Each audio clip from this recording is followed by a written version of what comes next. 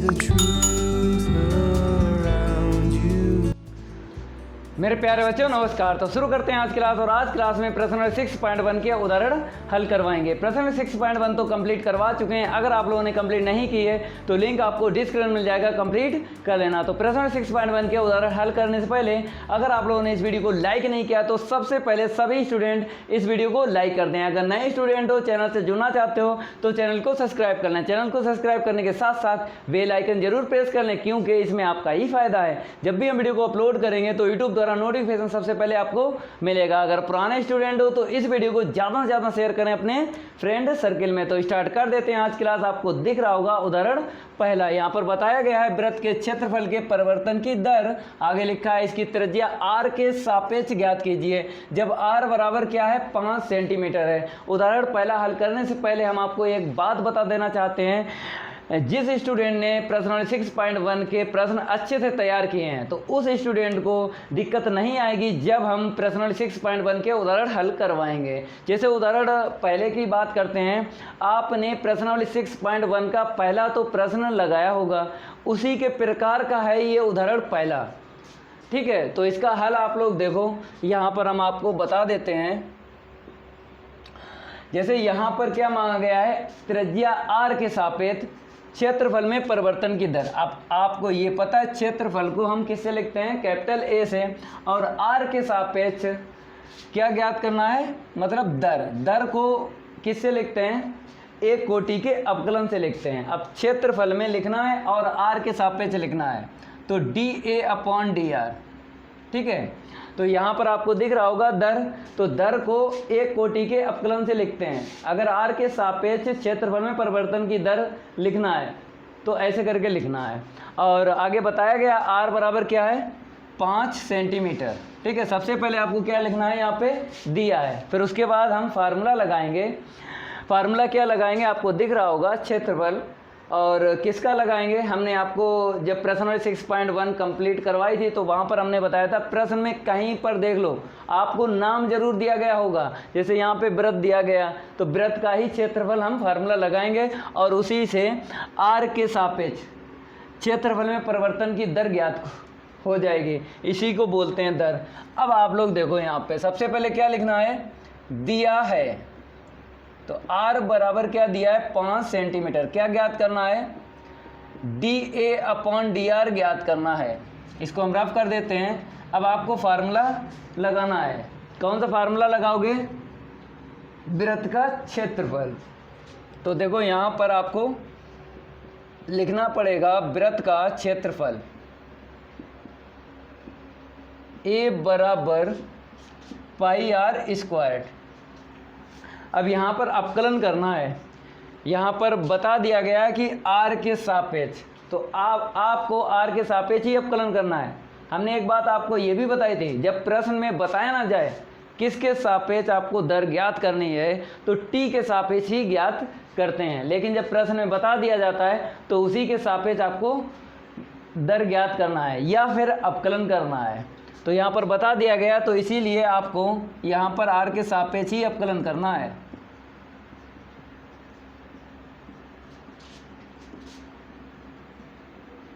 इस हिंदी का मतलब आपको पता ही है कि दोनों तरफ आपको क्या रखना है, d/dr रखना है। इस तरफ भी रखना और बराबर के उस तरफ भी रखना है। तो a का क्या होगा, dA/dr होगा। यहाँ पर पाई आगे ले लेंगे और r² का इंटू करेंगे। आपको पता है चर और अचर का जब इंटू होता है तो अचर आगे आ जाता है, चर का ही अवकलन करेंगे। तो पहचानते कैसे हैं चर और अचर, जैसे d नीचे देखो d के पास में r है, तो अब आपको यहाँ पर जो r में लिखा है तो वो चर है, r के अलावा क्या है, अचर है। ये ऐसे करके आपको पहचानना है। r² का अवकलन क्या होगा, 2r होगा। ठीक है, अब दोबारा तो अवकलन होगा नहीं, क्योंकि यहाँ पर जो चर है r और यहाँ पर सेम टू सेम है। जब सेम टू सेम होता है दोबारा अवकलन नहीं करते हैं। तो 2πr, अब r का मान आपको रखना है, कितना है 5 सेंटीमीटर है। तो यहाँ पर आप लोग देख लिए 2π मात्रक सहित आपको मान रखना है। तो जब आंसर शीट निकलेगी ऑटोमेटिक उसमें मात्रक आ जाएगा, तो मात्रक याद नहीं करना पड़ेगा। ठीक है, तो जब r का मान रखेंगे तो 5 सेंटीमीटर आपको ऐसे करके मात्रक सहित रख देना है मान, और मात्रक सहित ही आंसर शीट निकलेगी। कितना निकली? 10 पाई सेंटीमीटर। अब आपको ये पता है कि जो dA/dr है उसकी इकाई या मात्रक, इंग्लिश में बोलते हैं यूनिट, आपको पता है वर्ग में निकलती है। निकल किस में रही है? सेंटीमीटर में। अब आपको क्या करना है, यहाँ पर देखिए, सेंटीमीटर का इनटू करना है और सेंटीमीटर का क्या करना है? डिवाइड करना है। कहने मतलब है गुणा और भाग करना है। तो dA/dr बराबर क्या था?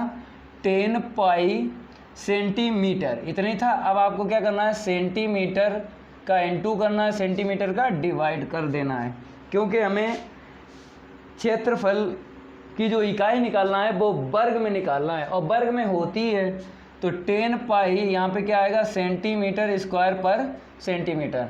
इसको नोट कर लो। ये आंसर शीट जो आई है यहाँ पर आपको दिख रहा होगा, लिखा नहीं है कि दर बढ़ रही है या घट रही है। अगर लिखा होता तो हम क्या करते, इसमें प्लस लगा देते, या घट रही होती तो अपने आप माइनस आ जाता। ठीक है, तो ये आंसर शीट आप आई है 10 पाई सेंटीमीटर स्क्वायर पर सेंटीमीटर। इसको नोट कर लो। ये कंप्लीट हो गया, इसको हम रफ कर देते हैं। अब उदाहरण नंबर 2 देखिए आप लोग, इसको हटा देते हैं। रफ करने में टाइम थोड़ा सा लग जाता है, तब तक आप वेट करिए। रफ कर रहे हैं। अब यहाँ पर नंबर चेंज कर देते हैं। ठीक है, उदाहरण नंबर 2 देखिए। पहला तो हो ही गया है, यहाँ पर लिखा है एक घन का आयतन 9 सेंटीमीटर क्यूब पर सेकंड की दर से बढ़ रहा है। प्रश्न को इतना पढ़ने के बाद हमें ये पता चल गया जो दर हमें लिखना है वो किस में लिखना है? आयतन में, क्योंकि मात्रक जो है, मात्रक बोलते हैं या इकाई बोलते हैं, इंग्लिश में यूनिट बोलते हैं। तो यहाँ पर क्यों आपको दिख रहा है? तो घन अगर मात्रक में मिलता है तो आयतन का ही होता है, और यहाँ पर आयतन लिखा भी है। तो हमको दे दिया गया है आयतन में परिवर्तन की दर, लेकिन ये नहीं बताया है किसके सापेक्ष। चाहे आप यहाँ से लेके यहाँ तक देख लीजिए, जितना हमने पढ़ा है उसमें देखिए आप लोग, सेंटेंस देखिए, यहाँ से यहाँ तक कहीं लिखा है किसके सापेक्ष जो है आयतन में परिवर्तन की दर है? तो यहाँ पे नहीं बताया। जब प्रश्न में ना बताया जाए तो तब आपको टी के सापेक्ष लिख लेना है। जैसे आयतन की बात करेंगे तो dV/dt से लिखना है। तो कितना दिया है यहाँ पे? 9 सेंटीमीटर क्यूब पर सेकेंड, ये दिया गया है। आगे देखो, आगे लिखा है यदि इसके कोर की लंबाई 10 सेंटीमीटर है। अब कोर की लंबाई चाहे आप x में ले लो, चाहे y में ले लो, चाहे r में ले लो। अगर आपने x में ली है तो x बराबर लिखना है 10 सेंटीमीटर। ये जो आपको हम बता रहे हैं ये चर, x में लेना है कि y में लेना है कि r में, ये आपकी मर्जी है। ये फिक्स नहीं है कि आपने कोर की लंबाई जो है x मानी है कि y मानी है कि r मानी है। चाहे कुछ भी ले सकते हो चर, चाहे x ले लो, चाहे y ले लो, चाहे r ले लो। तो हमने क्या ले लिया यहाँ पे? x ले लिया, तो यहाँ पे लिख दिया x बराबर 10 सेंटीमीटर। आगे लिखा है इसके पृष्ठ का क्षेत्रफल किस दर से बढ़ रहा है।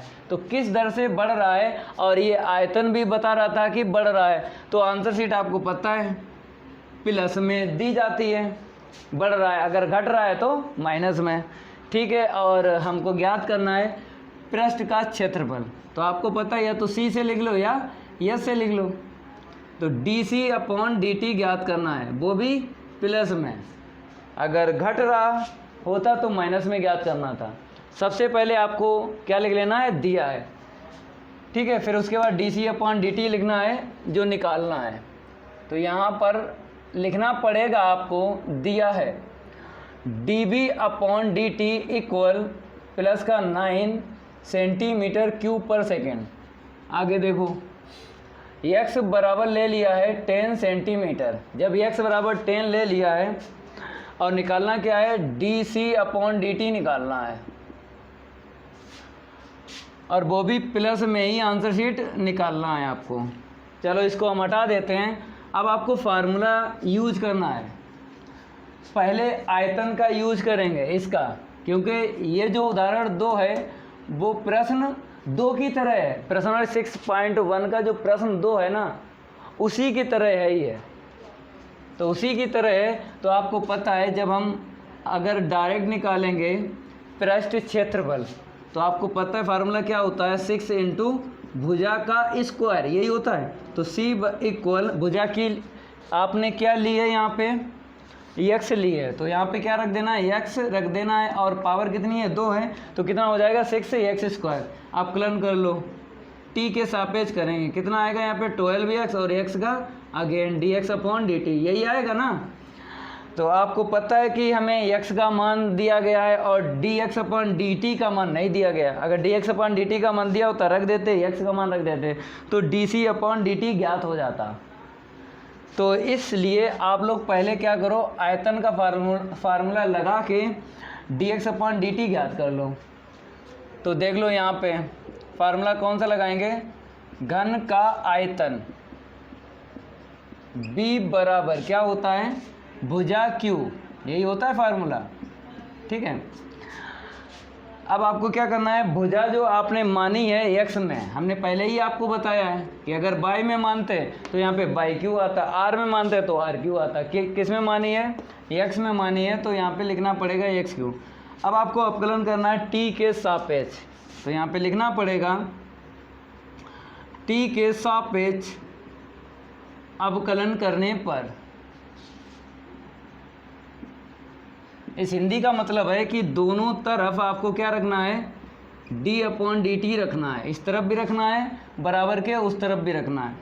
इसका अवकलन क्या हो जाएगा, D B upon D T हो जाए, इसका 3x स्क्वायर, और x का दोबारा होगा अवकलन, क्योंकि आपको पता है कि जब हम अभी बता रहे हैं, हम ये आपको बताना चाहते थे कि जब t के सापेक्ष अवकलन होता है तो दोनों पक्षों में जो चर होता है वो क्या होता है, परतंत्र होता है, ठीक है। जैसे यहाँ पे b है, ये भी परतंत्र है, तो आपको पता है कैसे लिखा जाता है, dv अपॉन dt। जिस स्टूडेंट को स्वतंत्र चर और परतंत्र चर का नहीं ज्ञान है, वो प्रश्नावली 5.2 का बेसिक देख ले, प्लेलिस्ट में मिल जाएगा, फिर आपको समझ में आ जाएगा कि जो हम बोल रहे हैं चर और मतलब चर स्वतंत्र है कि परतंत्र है। अगर पहले से जानते हो कोई दिक्कत नहीं है। तो यहाँ पर b क्या है, परतंत्र है, अवकलन हो गया। यहाँ पर x आपको दिख रहा है, अवकलन कर दिया, x की घात n, तो 3x स्क्वायर, x का दोबारा किया है, तो यहाँ से क्या होगा, dx अपॉन dt का मान ज्ञात हो जाएगा। तो यहाँ पर देख लीजिए थोड़ा सा, db अपॉन dt का मान रखो, प्लस में है तो प्लस ना रखो, ठीक है, केवल दिया है में यूज़ करते हैं और आंसर शीट में यूज़ करते हैं प्लस, वहाँ की कहीं नहीं यूज़ करेंगे जब कैलकुलेशन करेंगे। अपॉन में इसे भेजो, कितना आएगा, 3x स्क्वायर आएगा, dx अपॉन dt। अगर चाहो तो x का मान रख लो, यहाँ पे कितना है देखो, x का मान रखेंगे 10 सेंटीमीटर का होल पावर 2, ठीक है। अब आपको क्या करना है, इसका मान तो निकालना नहीं है, हमको निकालना है dc अपॉन dt। तो इसे अभी ऐसे लिखो, बाद में कट्टा पिट्टी करेंगे, इसकी आंसर से dc अपॉन dt की निकालेंगे। तो पहले सही से लिख लेते हैं, देखो सेंटीमीटर स्क्वायर से ये तो कैंसिल हो गए, 2 सेंटीमीटर कैंसिल हो गए, सेंटीमीटर पर सेकंड आएगा, 3 से काट लो, यहाँ पर कट जाएगा, ठीक है, 3 तिरका 9, कितना आएगा, यहाँ पर आएगा 3 सेंटीमीटर पर सेकंड। अपॉन में कितना है, 10 दो बार आपको लिखना है ऐसे करके, ठीक है। इसके आगे देखो, अब आपको फार्मूला लगा लेना है घन का पृष्ठीय क्षेत्रफल, इसको हम रफ कर देते हैं।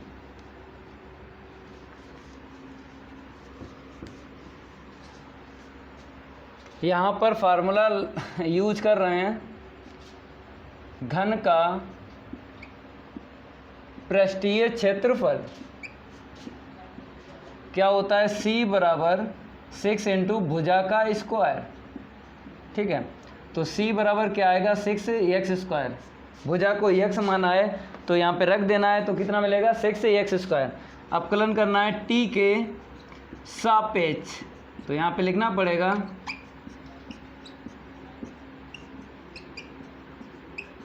दोनों पक्षों में आपको क्या करना है, d अपॉन dt रखना है, इस तरफ भी रखना है बराबर के, उस तरफ भी रखना है। अब अवकलन करना है आपको, c का क्या होगा अवकलन, dc अपॉन dt। इसका अवकलन देखो, पावर आगे आएगी 6 पहले से ही है, तो कितना मिलेगा 12x मिलेगा। x का अगेन करेंगे, दोबारा करेंगे अपकलन, तो dx अपॉन dt होगा।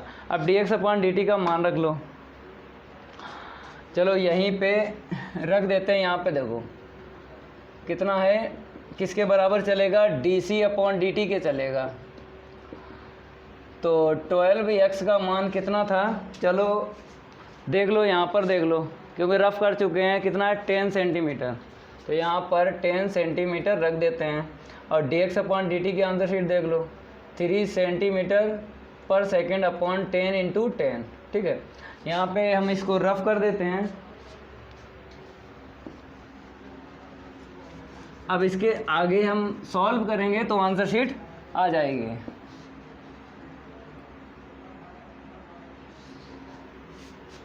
थोड़ी तबीयत ठीक नहीं है, फिर भी हम आपको पढ़ा देंगे, कोई दिक्कत नहीं है। देखो यहाँ पे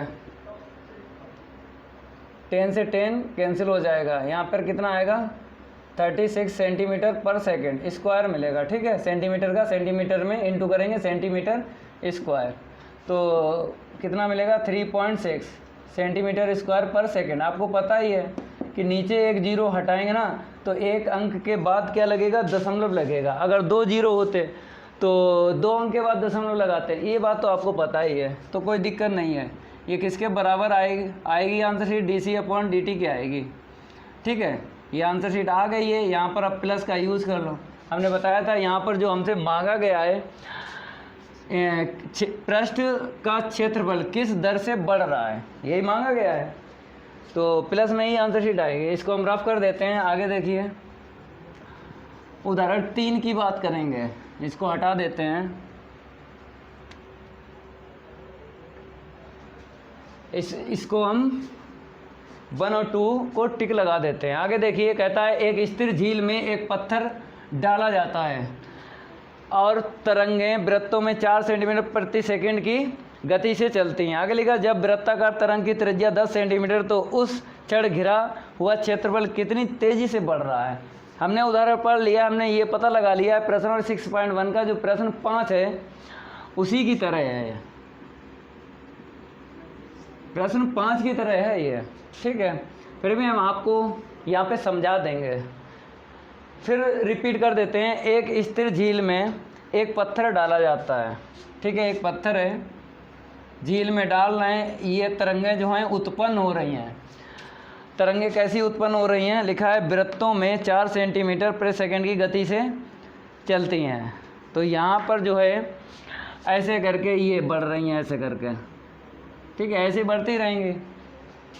और हमको बता दिया है 4 सेंटीमीटर प्रति सेकंड, इसका मतलब है मात्रक से हमने पता लगा लिया, या तो ये dx अपॉन dt दिया गया है, या dy अपॉन dt दिया गया है, या dr अपॉन dt दिया गया है। आपको चर अपनी मर्जी से लेना है। तो आगे देख लेते हैं, जो भी चर लेना है। त्रिज्या दिए 10 सेंटीमीटर, तो ये दिया है में लिखोगे r में परिवर्तन की दर लिख लेना है, क्योंकि त्रिज्या r से आप लोग जानते ही हो। जैसे r बराबर कितना लिखोगे 10 सेंटीमीटर, तो dr अपॉन त्रिज्या r में परिवर्तन की दर आपको लिखना है। किसके सापेक्ष लिखना है, देख लो, यहाँ से यहाँ तक नहीं बताया गया है किसके सापेक्ष लिखना है। जब प्रश्न में ना बताया जाए तब आपको t के सापेक्ष ही लिखना है। ठीक है, कितना है 4 सेंटीमीटर पर सेकेंड, और r बराबर क्या है 10 सेंटीमीटर है। ठीक है, निकालना क्या है, कहता है घिरा हुआ क्षेत्रफल कितनी तेज़ी से बढ़ रहा है। ये जैसे आपको दिख रहा होगा, ये वाला, ये बढ़ रहा है ऐसे करके, और त्रिज्या r इसमें जो बताइए इसकी है जे r बराबर 10 सेंटीमीटर। ठीक है, और हमें परिवर्तन की दर तो मिली गई है, और हमें क्या ज्ञात करना है, क्षेत्रफल में क्षेत्रफल कितनी तेज़ी से बढ़ रहा है। अब क्षेत्रफल को आपको पता है a से लिखते हैं, तो dA अपॉन dt निकालना है, ये निकालना। बढ़ रहा है तो प्लस में आंसर शीट आएगी। और जो दिया है देख लेते हैं, यहाँ पर एक पत्थर डाला जाता है और तरंगें वृत्तों में इतनी की गति से चलती हैं। गति मतलब ये भी तरंगें क्या हैं, बढ़ रही हैं, तो यहाँ पर प्लस ले लो। अब आपको समझ में आ गया होगा कि दिया है क्या और निकालना क्या है। अब इसको हम रफ कर देते हैं। अब सबसे पहले आपको क्या करना है, दिया है लिख लेना है। यहाँ पर देखिए D R upon D T सबसे पहले लिखना है, प्लस का 4 सेंटीमीटर पर सेकेंड, आर बराबर 10 सेंटीमीटर। निकालना क्या है, टी के सापेक्ष क्षेत्रफल में परिवर्तन की दर, वो भी प्लस में, आंसर शीट निकालना है। फार्मूला लगाना है, कौन सा लगाओगे भाई, नाम तो हमने बताया था, अभी रफ कर रहे हैं, फिर आपको बता रहा है। आपको देख लेना है, चाहे प्रश्न हल करो चाहे उदाहरण हल करो, आपको देख लेना है पूरे प्रश्न में कहीं ना कहीं नाम जरूर दिया जाएगा, और उसी का हम क्या करेंगे, क्षेत्रफल का फार्मूला लगा लेंगे, क्योंकि हमें क्षेत्रफल में परिवर्तन की दर ज्ञात करना है। तो यहाँ पर देखो लिखा होगा कहीं ना कहीं, देखो वृत्तों लिखा है, वृत्त, ठीक है, और देखो यहाँ पे वृत्ताकार, वृत्ताकार का मतलब होता है वृत्त के आकार का, तो यहाँ पे वृत्त ही है। पूरे प्रश्न में हमने देख लिया, कौन सा फार्मूला लगाओगे, वृत्त का क्षेत्रफल। ऐसे करके पहचान लेते हैं कि किसका फार्मूला लगाएंगे। तो यहाँ पे लिखना पड़ेगा आपको वृत्त का क्षेत्रफल, ए बराबर पाई आर स्क्वायर, यही होता है। अपकलन करोगे किसके सापेक्ष, क्योंकि प्रश्न में तो बताया नहीं गया, तो टी के सापेक्ष ही अपकलन करना है। जो दिया है आपने लिखा है टी के सापेक्ष, तो अपकलन भी आपको टी के सापेक्ष ही करना है। तो यहाँ पे लिखना आपको पड़ेगा टी के सापेक्ष अपकलन करने पर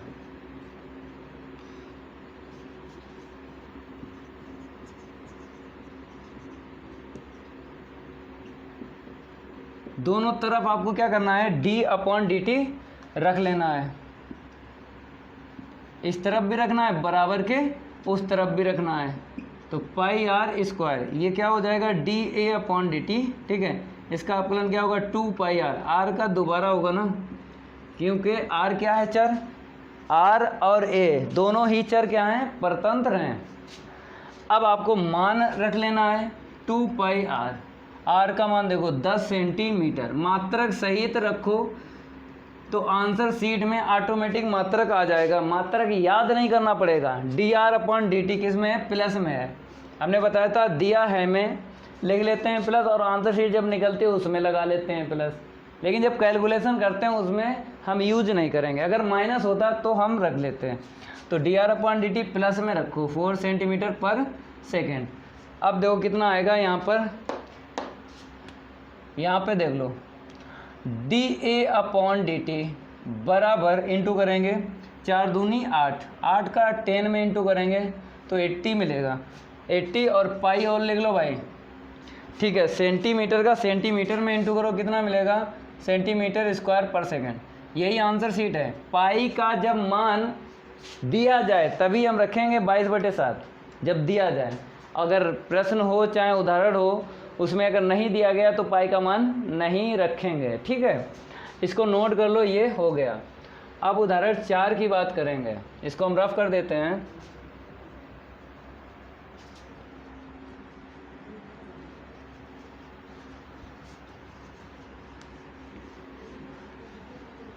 यहाँ पर हम नंबर चेंज कर लेते हैं, 3 है 4, ठीक है।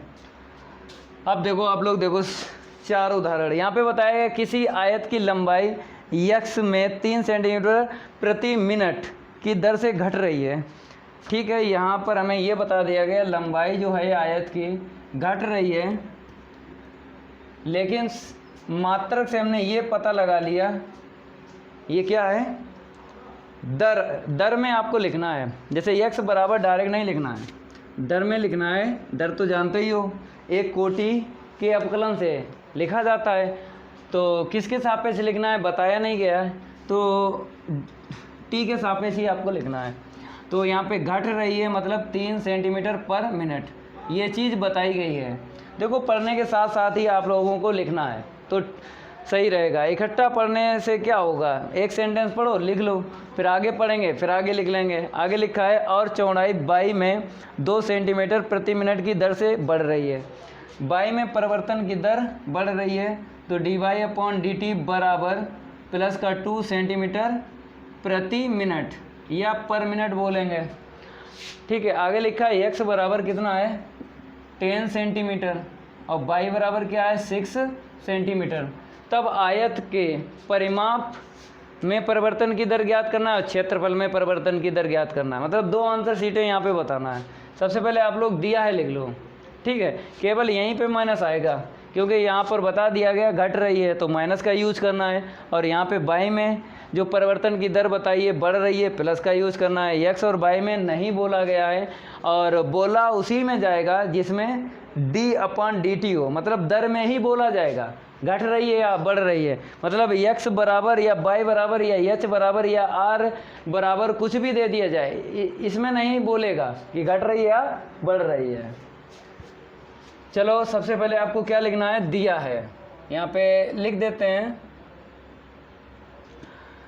पहले लिखना है dx/dt बराबर माइनस का 3 सेंटीमीटर पर मिनट, और बताया है dy/dt बराबर प्लस का 2 सेंटीमीटर पर मिनट। x बराबर बताया है 10 सेंटीमीटर, y बराबर बताया है 6 सेंटीमीटर। अब निकालना क्या है, नंबर ए में परिमाप को पेरीमीटर से लिखा जाता, तो p ले लिया, ए में निकालना है। अब आपको क्या करना है, यहाँ पे फार्मूला लगाना है, परिमाप का लगाना है, तो नाम जरूर दिया जाएगा।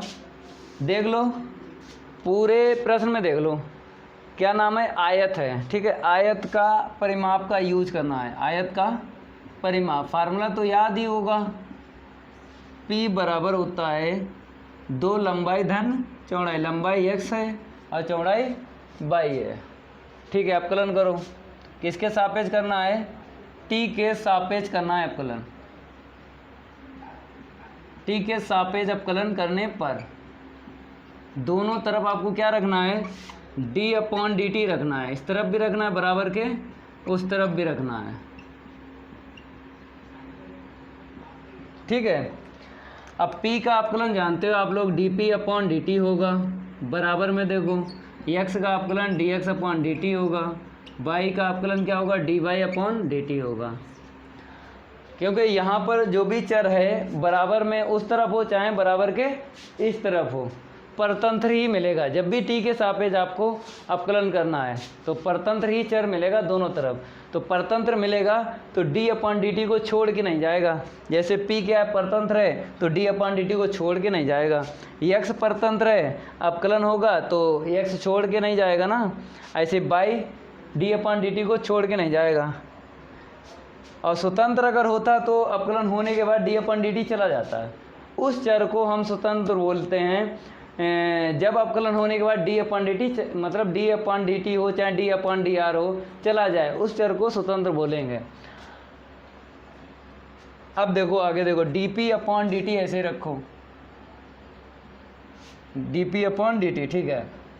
अब आपको मान रखना है dx/dt का मान, देखो माइनस का कितना है, 3 सेंटीमीटर पर मिनट, ठीक है।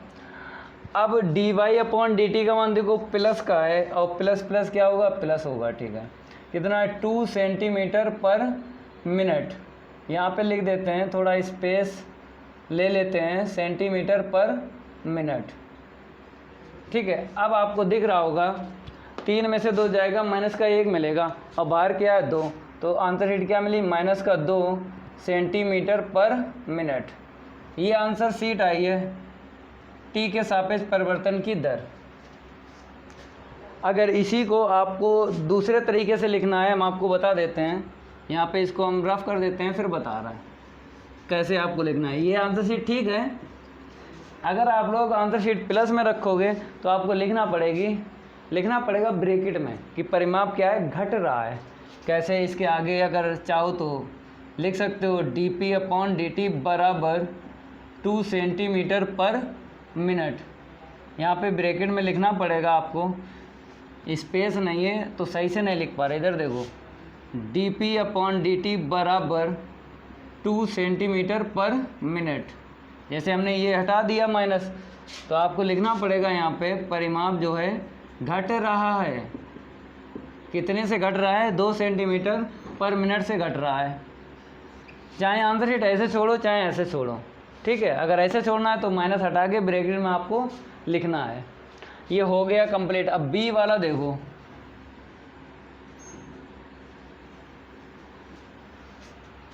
बी वाले पार्ट में क्या मांगा गया है, क्षेत्रफल में परिवर्तन की दर, ठीक है। दर को आपको पता ही है, एक कोटि के अपकलन से लिखा जाता है। फार्मूला लगाओ, पहले यहाँ पे सिंबल लिख देते हैं दर का। आयतन है कि क्षेत्रफल है? क्षेत्रफल है, तो dA/dt ज्ञात करना है। लगा लो, फार्मूला लगा लो। आयत का क्षेत्रफल A बराबर होता है x गुणे y, मतलब लंबाई गुणे चौड़ाई, यही क्षेत्रफल होता है आयत का। अपकलन करेंगे t के सापेक्ष अपकलन करने पर, t के सापेक्ष अपकलन करने पर दोनों तरफ आपको क्या रखना है? d/dt रखना है। इस तरफ भी रखना है और उस तरफ भी रखना है। इसका अपकलन होगा dA/dt। यहाँ पे फर्स्ट और सेकंड लगा लो। फर्स्ट को ऐसे लिखेंगे, सेकंड का अपकलन, सेकंड को ऐसे लिखेंगे, फर्स्ट का अपकलन। अब आपको मान यहाँ पे रख लेना है। x का मान देखो मात्रक सहित रखेंगे तो आंसर शीट जो है ऑटोमेटिक मात्रक में निकलेगी, तो याद नहीं करना पड़ता है। x का मान देखो यहाँ पे कितना है? 10 सेंटीमीटर, ठीक है। dy/dt का मान देखो प्लस का 2 सेंटीमीटर पर मिनट। अब आगे देखो प्लस का y कितना है? 6 सेंटीमीटर पर, नहीं सेंटीमीटर होगा, ठीक है। अब देखो यहाँ पे dx/dt का मान कितना है? माइनस का 3 सेंटीमीटर पर मिनट। अब आगे इसको हल करेंगे, अभी ये ख़त्म नहीं हुआ है, आगे देखिए। इनटू करेंगे, किसके बराबर लिखेंगे? dA/dt के लिखेंगे। 10 2 जा, मतलब 10 2 जा, हाँ ठीक है। सेंटीमीटर का सेंटीमीटर में इनटू करेंगे, सेंटीमीटर स्क्वायर होगा पर मिनट। 10 2 जा मीन्स 20, चाहो तो 10 दूनी 20 कर लो। अब देखो प्लस माइनस क्या आएगा? माइनस आएगा। यहाँ पे देखो 18 मिलेगा, इनटू करेंगे 6 का 3 में, तो सेंटीमीटर स्क्वायर पर मिनट आपको लिखना है। यूनिट सहित लिखो, आंसर शीट में यूनिट निकल के आएगी। यहाँ पर कितना मिलेगा? 20 में से 18 माइनस करेंगे 2 मिलेगा, सेंटीमीटर स्क्वायर पर मिनट। ये आया है dA/dt के। ऐसे छोड़ दो इसे, आंसर शीट आ गई। ये क्वेश्चन जो है 4 भी कंप्लीट हो गया।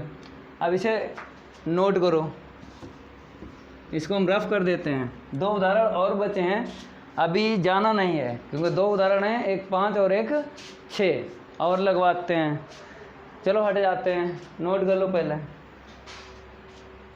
आप लोग उदाहरण 5 देखिए। अगर उदाहरण 5 की बात करते हैं, अगर इसको पढ़ेंगे तो बहुत टाइम लगेगा। तो बात करते हैं प्रश्न 6.1 की। हमने प्रश्न 15, 16 और 18 हल करवाया था। तो हमने यहाँ पर बताया था कि सीमांत आय या सीमांत लागत आपको निकालना हो तो क्या करते हैं, एक बार x के सापेक्ष अपकलन कर देते हैं और उसमें इकाई दी जाती है तो x के स्थान पे रख देते हैं तो आंसर शीट आ जाती है। जैसे बात करते हैं उदाहरण 5 की, पढ़ेंगे बहुत टाइम लगेगा। तो यहाँ पे क्या पूछा गया? सीमांत लागत। आपको क्या करना है, इसका x के सापेक्ष अपकलन कर देना है और जो इकाई दी जाती है, जैसे यहाँ पे 3 इकाई दी है तो x के स्थान पे रख देंगे और सीमांत लागत ज्ञात हो जाएगी। यहाँ पे देखो सीमांत आय यहाँ पे पूछी गई है तो क्या करना है, rx जो दिया गया है इसका क्या करते हैं, x के सापेक्ष अपकलन करेंगे और जो x बराबर 5 दिया आपको दिख रहा होगा, अपकलन करने के बाद x बराबर 5 से रख देंगे तो क्या ज्ञात हो जाएगी, सीमांत आय। तो इस प्रकार के प्रश्न में कुछ नहीं होता है, आपको एक बार अपकलन कर देना है। जैसे बात करते हैं 15, 16 और 18 की और यहाँ पे उदाहरण 5 और 6 की। ये ज़्यादा प्रश्न नहीं है, 3 और 2, 5 हैं। चलो इसका हल देखो आप लोग। सबसे पहले क्या लिख लेना है, दिया है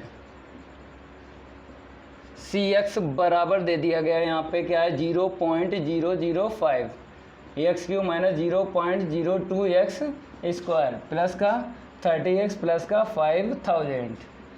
अब आपको क्या करना है, x के सापेक्ष अपकलन कर देना है।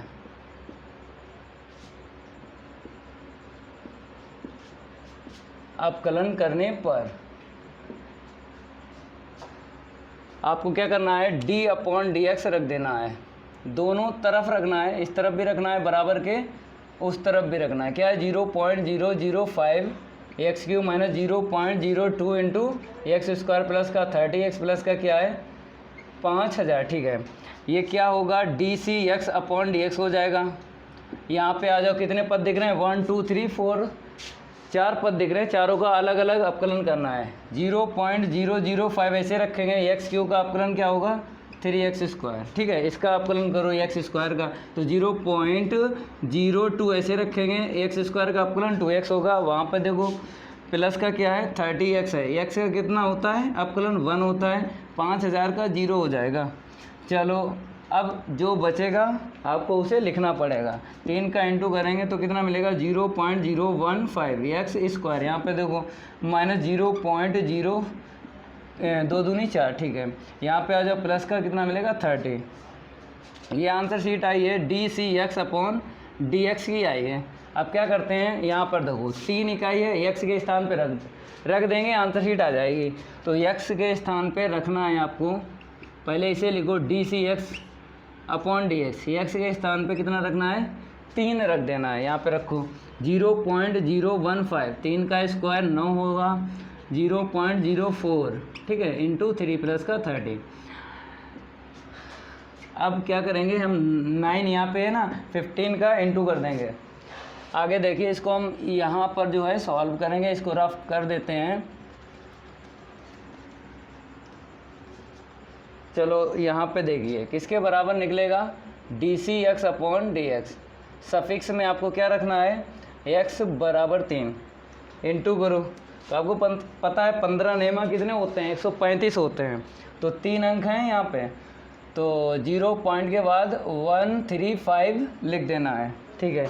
यहाँ पे आ जाओ माइनस, इंटू करेंगे 0.12 मिलेगा, प्लस का 30, प्लस वाले आपको पहले प्लस कर लेना है। इसे देखो कितना आएगा 30.135 माइनस 0.12, इसको हम रफ कर देते हैं। इसके आगे देखो माइनस करना है, आंसर शीट आ जाएगी। इसको हटा देते हैं, यहाँ पे देखो 5, ठीक है। यहाँ पे 3 अंक है, यहाँ पे 1 0 कर लो, बढ़ा लो, 3 अंक हो गए दशमलव के बाद, अब आराम से घटा सकते हो। तो यहाँ पे करेंगे 5 में से 0 गया 5, ठीक है, 3 में से 2 गया 1, 1 में से 1 गया 0 पॉइंट इतना आएगा, ठीक है। चाहो तो यहाँ पे 0 जैसे 3 0.02 कर लो, चाहे ऐसे लिखा रहने दो, कोई दिक्कत नहीं है।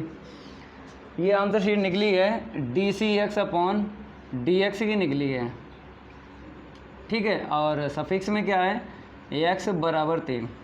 अब आराम से आपको लिखना है, अतः सीमांत लागत बराबर कितना है यहाँ पे 30.015, यहाँ पे रुपए और लिख लो, क्योंकि लागत या आय निकलवाई जाए तो मात्रक आपको लिखना ही है। मात्रक क्या है रुपए है, ठीक है। इसको हटा देते हैं। उदाहरण 6 देख लीजिए। उदाहरण 6 में कुछ नहीं है, ये अपकलन करना है और x के स्थान पे जो भी इकाई दी जाए रख लो। सबसे पहले क्या लिखेंगे, यहाँ पे दिया है rx दिया गया भाई, rx लिख लो। तो यहाँ पे क्या है 3x स्क्वायर प्लस का 36 है, फिर कितना है प्लस का 5, ठीक है। अपकलन करो, यहाँ पे x के सापेक्ष अपकलन करने पर तो यहाँ पे क्या करेंगे d upon D X R X, ठीक है। दोनों तरफ रखो d upon D X, 3x square plus का 36x प्लस का 5, ठीक है। यहाँ पे आ जाओ D R X upon D X equal, अपकलन करेंगे 3 ऐसे ही रखेंगे, एक्स स्क्वायर का अपकलन क्या होगा 2x होगा, तो 2 का 3 में इंटू करेंगे कितना मिलेगा 6x प्लस 36, मतलब 36 को ऐसे ही रखेंगे और x का अपकलन करेंगे। x का कितना होता है बताइए 1 होता है, ठीक है। और 5 का क्या होगा 0 होगा, कितना आएगा 6x प्लस का 36। ये आंसर शीट आई है D R X upon D x, ठीक है। अब क्या करना है, यहाँ पर इकाई देख लेते हैं, x बराबर 5, ठीक है, रख दो। तो डायरेक्ट ऐसे रख लो D R X upon D X, suffix में लिखना पड़ेगा x बराबर 5, रखो जहाँ जहाँ x है 5 रख लो, ठीक है। तो यहीं पे कर लो यार, ठीक है। इससे छोटा लिखो ठीक है, अब देखो यहाँ पर कितना आएगा 36 है, 3x² प्लस 36x प्लस का 5 का 0 हो गया, ठीक है। 6 5 था यहाँ पे, ठीक है। 6 पंचे 30 जोड़ो 6 66, ठीक है। अब आपको लिख देना है अतः, यहाँ पे लिखना है आपको, इसे रफ कर देते हैं, नोट कर लो। अब आपको लिखना है सीमांत आय। इसके आगे क्या लिखोगे, अतः करके लिख लो, अतः सीमांत आय रुपए में आपको लिखना है 66 रुपये, ठीक है। तो उदाहरण 5 और 6 में कुछ नहीं था। जब भी आपको सीमांत आय या सीमांत लागत पूछी जाए तो आपको क्या करना है, एक बार अपकलन कर देना है और जो भी इकाई दी जाए रख देना है, x के स्थान पे आंसर शीट आ जाएगी, ठीक है। तो प्रश्नावली 6.1 में 3 प्रश्न थे इस प्रकार के और ये 2 उदाहरण, टोटल 5 हो गए। आज आता है, ठीक है। तो इसे क्या करना, रिवीजन कर लेना। और जो भी प्रश्न 6.1 में आपको कोई दिक्कत आई हो तो कमेंट में ज़रूर बता देना है, ठीक है। क्योंकि प्रश्न 6.1 तो कंप्लीट करवा दिए विद उदाहरण, जो उदाहरण थे आज की क्लास में हमने करवा दिए। अब आपको नेक्स्ट क्लास में हम क्या करेंगे, प्रश्न 6.1 का बेसिक पढ़ाएंगे सबसे पहले, उसके बाद क्या करेंगे, प्रश्नों को हल करवाएंगे। अगर ये मेरी क्लास अच्छी आपको लगती है या लगी है तो आप लोग क्या करो, चैनल को सब्सक्राइब कर लो और वीडियो को ज़रूर लाइक कर दिया करो। तो आज के लिए इतना ही काफ़ी है, धन्यवाद।